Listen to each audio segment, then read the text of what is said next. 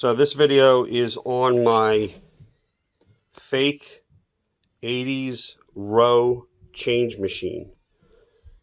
So I saw somebody did this. I thought it was a great idea. So I decided to make one to use for storage because I have so much stuff, arcade one-up related more or less, that I needed somewhere to store the stuff. And if you've ever been in a real arcade in the 80s, you remember these change machines were everywhere. This is like, I couldn't decide on a color because I've seen these in like a blue. I've seen them where they're dark brown up here, like a real weird dark brown. And I've seen them in like a sort of an orangish color. So I went with the orangish color. That way doesn't make it too dark down here, since I went with the awesome dark 80s wood grain on the bottom to match original. So this is 1-to-1 scale. This is the exact size according to the manual for this machine. I did make a couple tweaks because I made it the way I wanted it, not the way a manufacturer built it to sit in an arcade so that, to deal with the public. For example, on the original machines, the top here, it's angled. And I'm assuming they angled it so that people couldn't set drinks and stuff on here or sit on it or whatever. Obviously, I don't have that issue here because it's my home arcade, and that way I can put stuff on top here if I want to. The other thing I did was I put casters on the bottom because you can see it's in front of a door. It's a door for storage I rarely use, so I can grab the machine and I can easily just, it's got some weight to it because it's full, but I can easily just pivot it out of the way. The back panel is just a thin piece of MDF. I think that's 1/4 inch, might be 3/8, but that's some MDF. The rest of the machine is completely made out of 1/2 inch MDF, the same as the arcade one-ups. Give me a second here, push. Okay, and we're back. So, like I said, this whole thing is made out of 1/2 inch MDF. It's 1-to-1 scale. I didn't have one to measure. I just knew like the main dimensions of it. So I went by pictures for a lot of stuff. Plus I have a very large screen on my computer. I was able to enlarge some of the pictures to 1-to-1 scale, so I could get some of these measurements off of here. So everything on here is fake. There is no metal on this except for the hinges.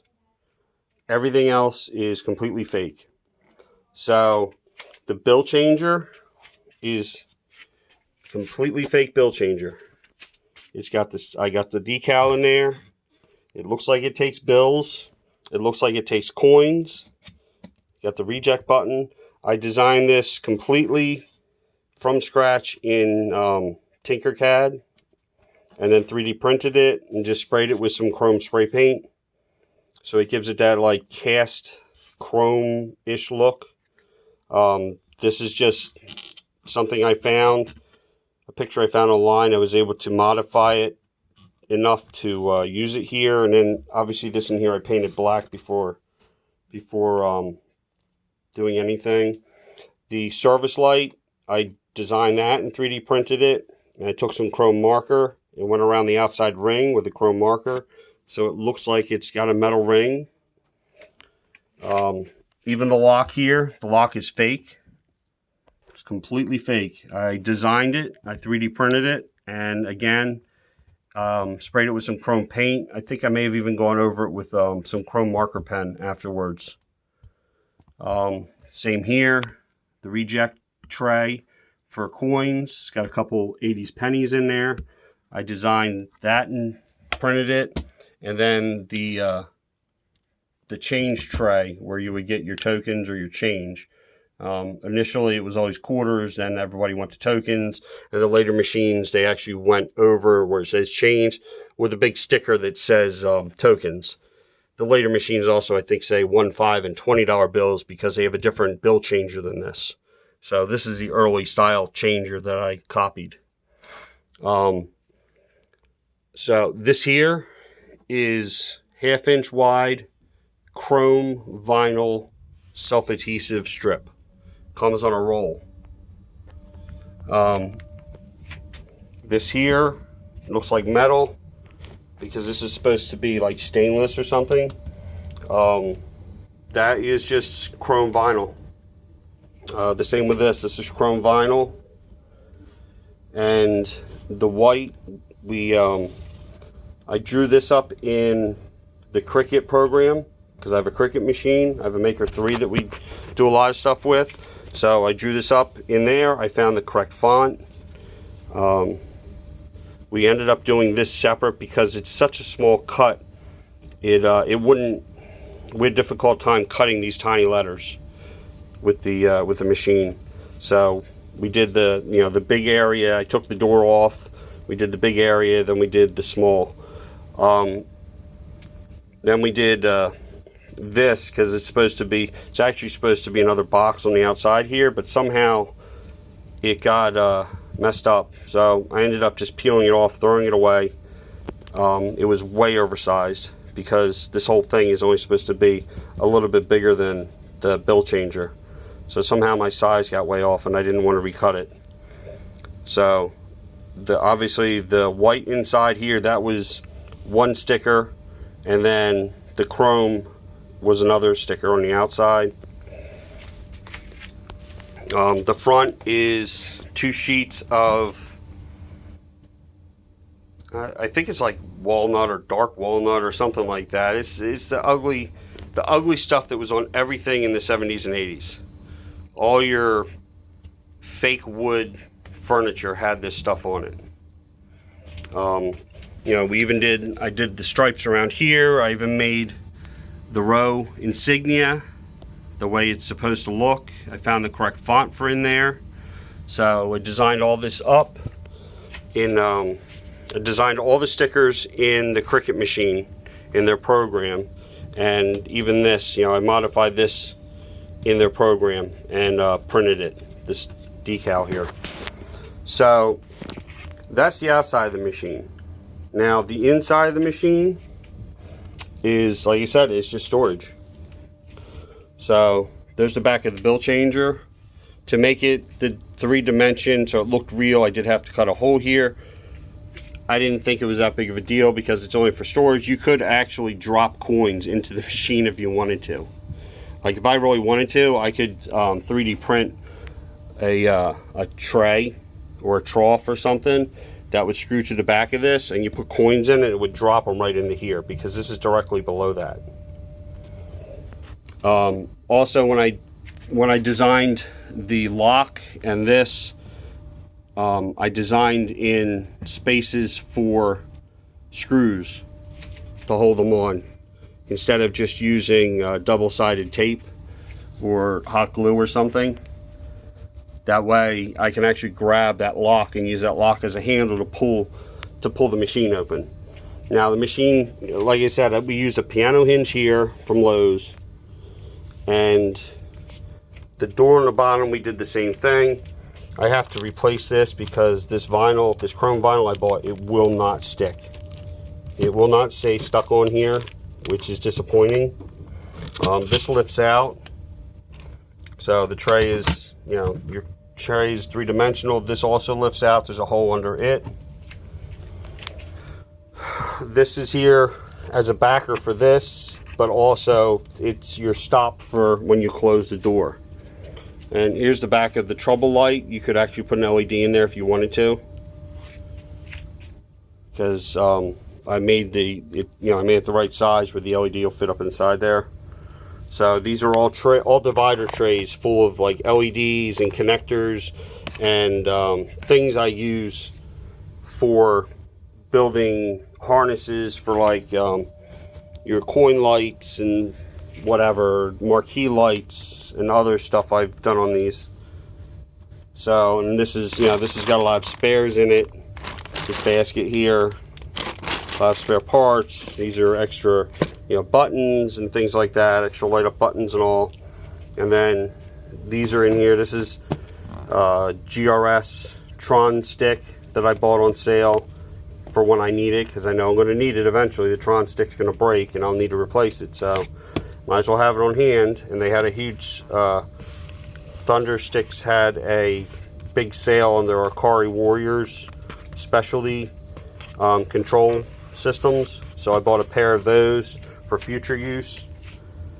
Might as well buy it when it's on sale and just have it. So this is, you know, that's the top. Now also, because I used MDF, you can see there's a crossboard back there.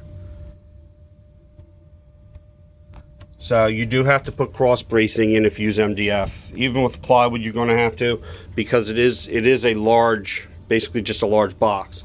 Now the front door has a full length piano hinge again, and I have a push button magnetic latch. So here's the little things for it. You know, you got these little, they used these a lot in the 80s on furniture. And then this is just extra control decks. I've, you know, a whole bunch of extra control decks, extra PCBs for when stuff burns out. The ugly, what's left of the sample bottle of the ugly paint. And when you go to buy paint to do something like this, buy the sample bottle. Trust me, I still have paint in that sample bottle, and I did a couple coats on here. Like when we did the Big Blue, if you watched the video for my 6'2" Big Blue, that I used a Fast and Furious base to make a riser for it, and I have the paint color matched at Lowe's. I bought a quart thinking I would need a lot of paint. I have almost a full quart left. So the sample bottle is like 10 bucks, a quart is like 40. Buy the sample bottle, because even if you have to go back and get another sample bottle made, it's still cheaper than buying a quart that you'll probably never use. So down in here, I didn't fully paint everything, because honestly, you know, there's not much point in painting everything. I did the sides and the bottom in case you see them through here. Now I'm in a climate controlled basement. If you're not, then you may want to paint everything just for moisture issues getting into the MDF or the particle board that you use, whatever you're going to use, and making it swell and basically ruining everything. So you can't see it, but there's a cross board down the bottom all the way in the back. And I also did this here. It's hard to see, too much black paint. So made these angle pieces, and they're glued in front to back, obviously back farther than what the door is. I did that on both sides down here. We did that on both sides up top to try and give more rigidity to the frame of this cabinet. They're glued, and I used an air stapler, I believe, to stick them up in there. Now, because this is MDF, everything had to be pre-drilled. So every screw everywhere is on this body is pre-drilled into the boards that it's into. We also countersunk every screw head, and we glued everything. So none of this was painted when we assembled it. That way we could glue the MDF together using good high strength carpentry glue, and that way it also gives a little more strength because it makes it more of a whole unit. So even here with the piano hinges, every single one of these had to be pre-drilled, because when you use MDF, the screws won't go in, they'll just blow it out. It'll just chip apart. So, you know, it's really the downside of using the MDF versus using just some plywood. MDF is not really that much cheaper than buying a sheet of plywood at this point. It was previously, but now it's not, because I did this entire machine was done from one 4x8 sheet. I drew it all up, and the Lowe's by me doesn't carry it, but Home Depot does. So I went over there and we pulled the sheet off the shelf, and they cut the entire thing for me for free. All I had to do was give them the dimensions. I had it all figured out on a piece of paper, what cuts need to be where to utilize every piece of wood. The only cuts I had to make was these angle cuts, because they're gonna cut you pieces and you end up with straight pieces. So I cut the angle cuts myself. When I cut the angle cuts though, I laid both of these pieces one on top of the other, and I clamped them together so they were perfectly aligned, and I cut both pieces at the same time. That way there was not an issue with one side being off a little bit from the other side, and then the whole thing being a little racked or looking a little weird. The front of this is actually angled also, just like the original. So this shelf is up, the bottom of the shelf is where the angle cut starts for the front of the machine. So the front of this is cut on the same angle to match the front of the machine. Over here, because it's MDF and this is a big door, it does sort of pull it a little out of rack, even with the supports in there. I don't know, I mean, I might need to put a support across the front here inside and attach it to here and both side walls, screw it and glue it everywhere. What I ended up having to do here to keep the machine square is I attached a piece of wooden shim here that was the correct size. That way when I shut the door, if the door doesn't want to shut, and you can see it's a little out, I just lift the door a little bit up onto there, and now it's closed.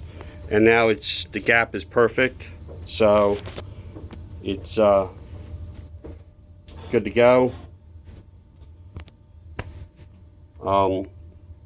So like I said, it's just something that I thought was neat. I think this took a day or two, beginning to end. Now, something else, when you paint things with the paints that they sell now in Home Depot and Lowe's, because everything is so, I guess it's supposed to be, you know, so kids can't draw on it and you can wipe it off and easy clean up paint and everything. The vinyl does not want to stick to the paint at all.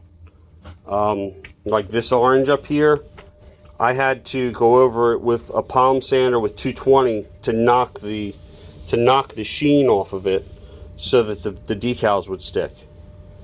The same with down here.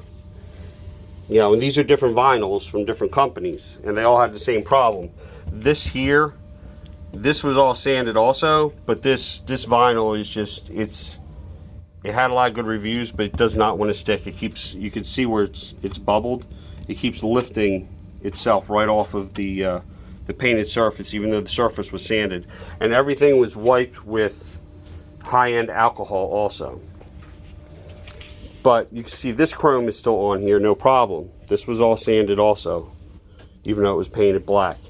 So everything is sticking except for this particular vinyl. So I have to get a different roll, different brand of that chrome vinyl, replace that, because it's getting annoying with it bubbling up. It doesn't look too bad on the front, but when I open it, you can see it keeps just peeling up. And if it's peeling up there and it's bubbling up on the front, it's just going to keep getting worse over time. The other thing I may do, I mean, for all intents and purposes, this machine is finished. It's done. It's sitting in place serving its purpose, which is just to hold stuff. So I also bought these. So these are, they're like flat hinges, sort of. I don't know how to describe them.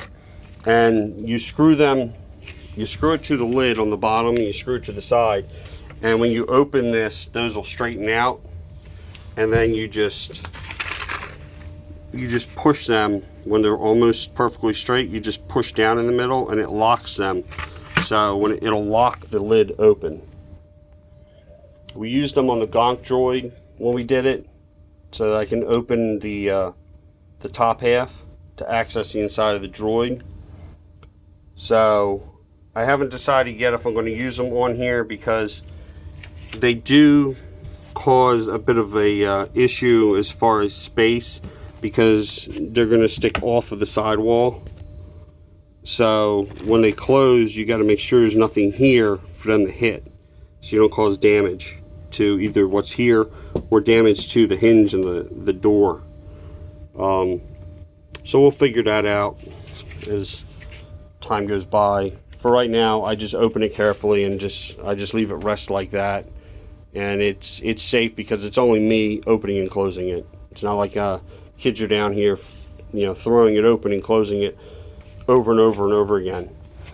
Now, obviously, I use this for storage. The other thing that I could think to use this for is you could actually make one of these and not do a door on the bottom, and make it sized to where a mini fridge, or like a college dorm type fridge, a real refrigerator that you plug in. You can make that where it would sit in the bottom here, and then put this ugly wood grain on the front of it. They used to come with the ugly wood grain, but size it so that a fridge fits down there. And then you have the top that opens up, and you could have a shelf in here with cups, or you could put snacks in here, or whatever, and it could be, it could be your refreshment hiding place. Because while I made this 1-to-1 scale, I mean, honestly, you can make it any size you want for your purposes in your in your arcade. But like I said, this is 1-to-1 scale. This is actually, I expected this to be much larger, but like I said, the dimensions don't lie in the book. So it's 28 wide.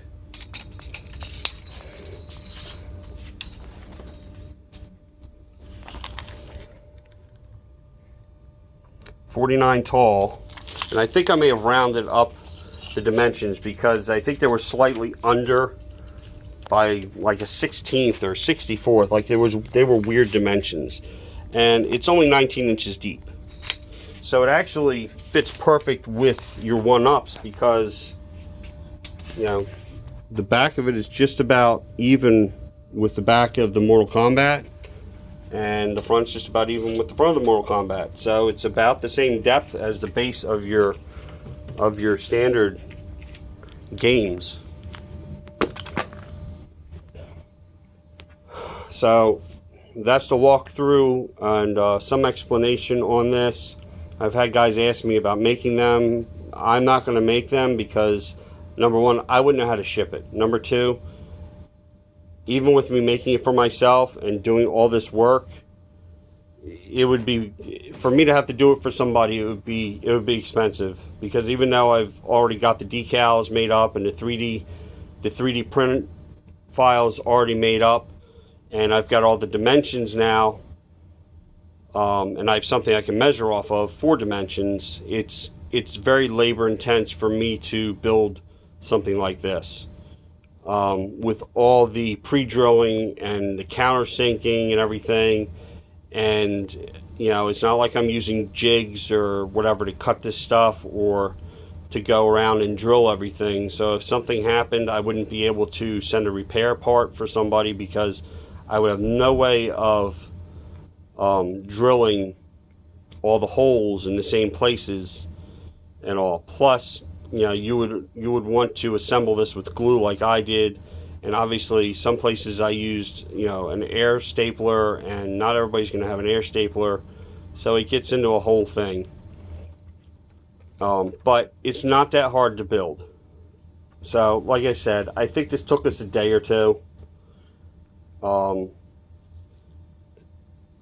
say 4 if you count making all the 3D files, making all the decal files, That was probably a half a day or a day of figuring out dimensions and all that stuff, and then a day of assembling it, a day of painting it. So, all in all, putting decals, everything on, I'm going to say it's probably a 4-day project, and that's working on it on and off.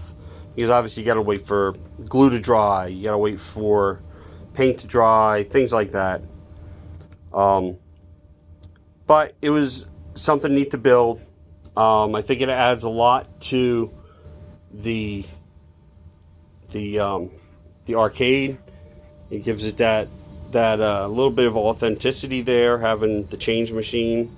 Young people won't get it, but older people get it. So, but I think it's us older people from the '80s that want all this stuff anyway. Young people just say, "Oh, I could download all that onto my phone." I don't understand why you need all this stuff. So, all right. Well, until next time, like and subscribe.